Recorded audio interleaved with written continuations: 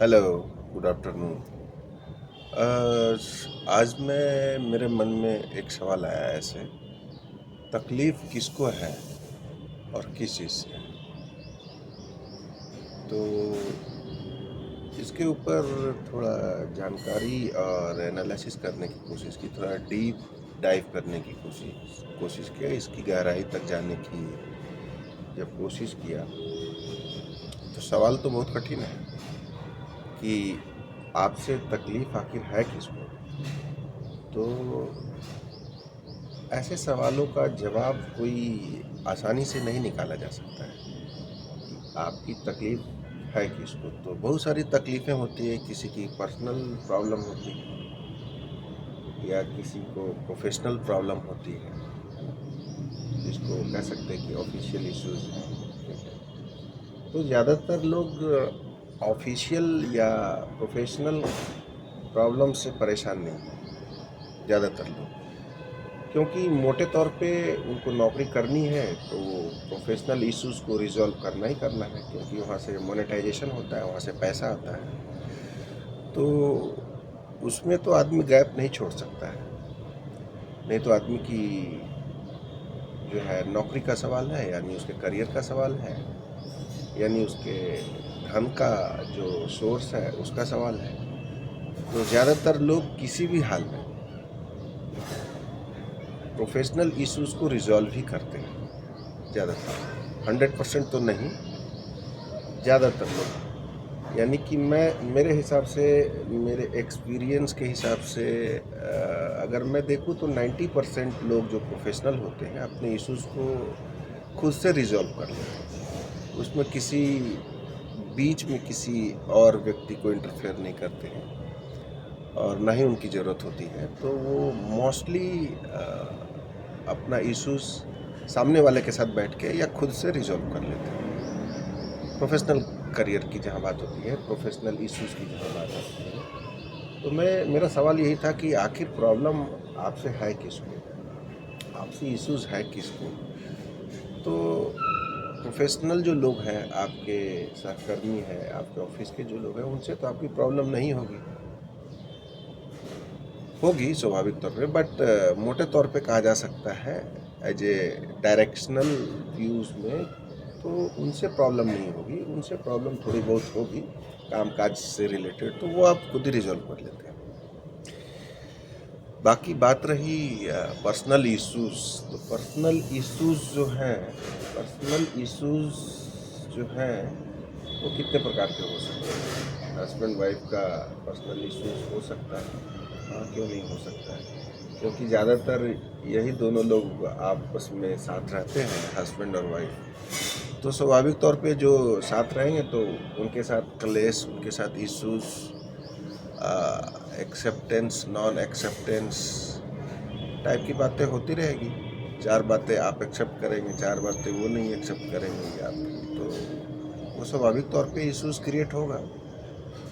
But वो वैसे issues होगा जो इमीडिएट बेसिस पे आपके माइंड से रिजॉल्व हो जाएगा, आपके माइंड में हिट नहीं करेगा, आपके माइंड में स्टोर नहीं होगा वो इश्यूज़ डेली बेसिस पे जो होते हैं। उसको जो है हमारा सबकॉन्शियस माइंड जो है इमीडिएट उसका आंसर देके उसको रिजॉल्व कर देता है कि इसका क्या राइट आंसर है, और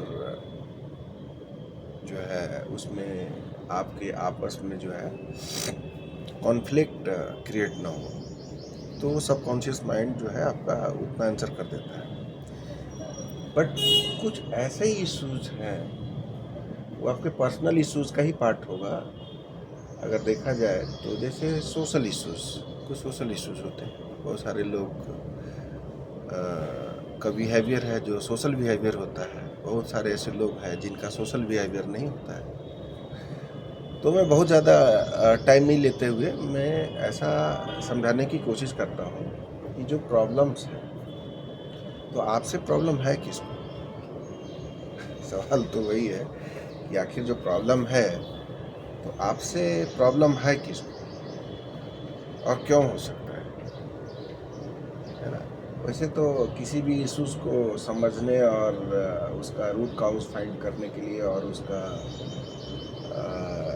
जो एक्शन है, यानी कि उसका जो करेक्ट रिजोल्यूशन आपको कैसे मिलेगा, उसके लिए 6W2H बोलते हैं।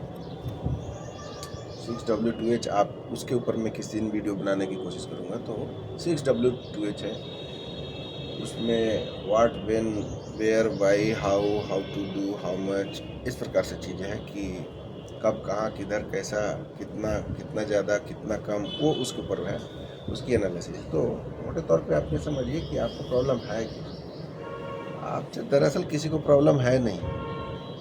क्यों ही रहेगा आपसे किसी को प्रॉब्लम?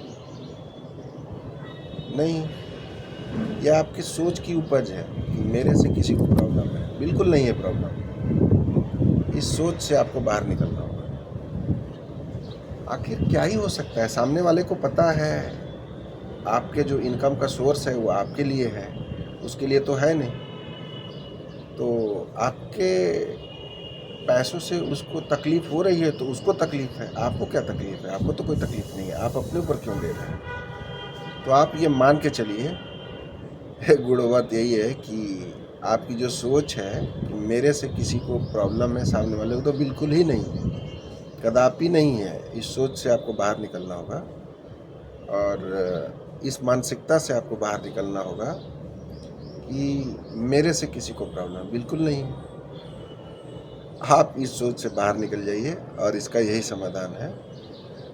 और अगर किसी को है भी कोई प्रॉब्लम तो अपनी प्रॉब्लम आपको बताएगा वो, और अगर नहीं बता रहा है तो वो समझता रहे।